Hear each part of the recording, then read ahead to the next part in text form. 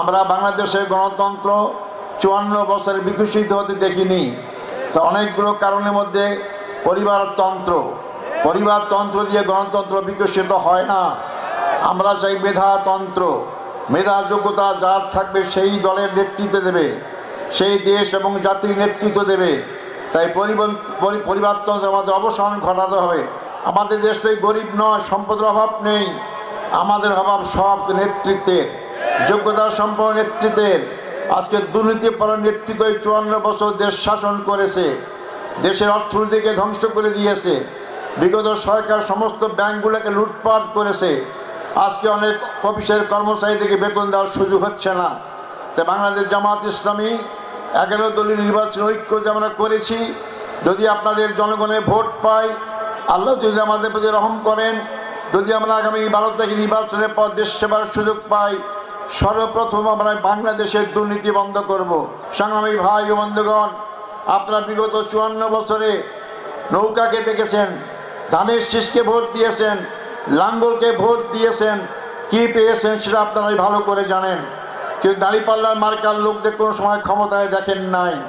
আমি তাই একটিবারের জন্য আপনাদেরকে বলতে চাই, সকল দল তো দেখাই শেষ, সকল মার্কাই তো দেখা শেষ। একবার দাঁড়িপাল্লা মার্কায় ভোট দিয়ে দেখেন আমরা কোনো পরিবর্তন করতে পারি কি না।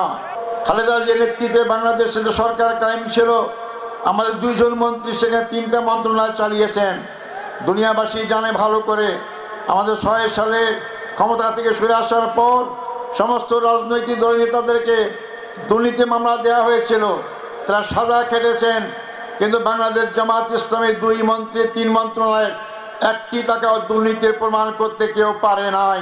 যে ভারত আমাদের আক্রমণ করতে পারে, যার জন্য সেনাবাহিনী গঠন করেছি, সেই দেশে যা পালিয়ে আশ্রয় নেয়, আর যাই হোক তারা দেশের বন্ধু হতে পারে না, তারা জনগণের বন্ধু হতে পারে না।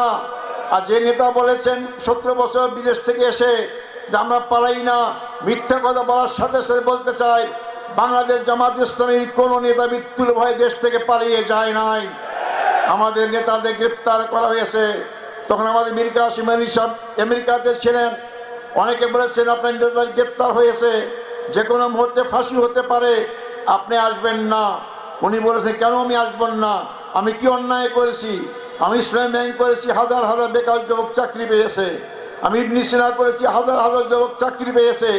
আমি হাসপাতাল করেছি, অল্প পয়সায় চিকিৎসা পায়। এটাই যদি আমার অপরাধ হয়, আমি বাংলাদেশে অবশ্যই ফিরে যাব। আর আজরাইলের ভয়ে দেখে লাভ নাই, আজরাইল আমেরিকাও আসতে পারে, বাংলাদেশেও আসতে পারে। উনি মৃত্যুকে তোয়াক্কা না করে বাংলাদেশে এসেছেন, ওনাকে গ্রেপ্তার করা হয়েছে, ফাঁসিও দেওয়া হয়েছে। আস্তে আস্তে ফাঁসির মঞ্চে গিয়েছেন, কি নিজের সুখে থাকার জন্য বিদেশে থাকার চেষ্টা করেন নাই। আর যারা জনগণের বন্ধু বলেন, তারা আজকে কোথায়? তারা আজকে ভারতে আশ্রয় নিয়েছে। এরা কোনো সময় জনগণের বন্ধু হতে পারে না। 17 বছর নেতা কর্মী থেকে জনগণকে ফেলে রেখে যারা এসে লন্ডনে কাটায়, তারাও জনগণের বন্ধু হতে পারে না। বাংলাদেশ জামাত ইসলামী দেশের জনগণের মণিপুরে স্থান পেয়েছে, এখান থেকে আপনারা আপনাকে বিচ্ছিন্ন করতে পারবেন না। তাই আমি শেষ কথা আমাদেরকে বলতে চাই, আসুন আপনারা বিভেদ ভুলিয়ে আমরা ঐক্যের রাজনীতি করি। এই ঐক্যের রাজনীতির সূচনা জামাত ইসলামী করেছে। আসন্ন নির্বাচনে দাঁড়িপাল্লা মার্কায় ভোট দেবেন, হার পক্ষে ভোট দিয়ে আমাদেরকে জয়যুক্ত করে ইনশাল্লাহ বাংলাদেশ সামনের দিকে এগিয়ে যাবে। আমাদের আমির শাহ বলেছেন, আমরা দায়িত্ব পেলে সবাইকে মিলে দেশ গঠন করব, সমস্ত দল কিনে দেশ গঠন করব, ধর্ম বর্ণ সবাই কিনে আমরা দেশ গঠন করব। শর্ত আমাদের আছে, তাহলে কার দুর্নীতি পরায়ণ লোক দিলে আমরা দেশ গঠন করব না। যারা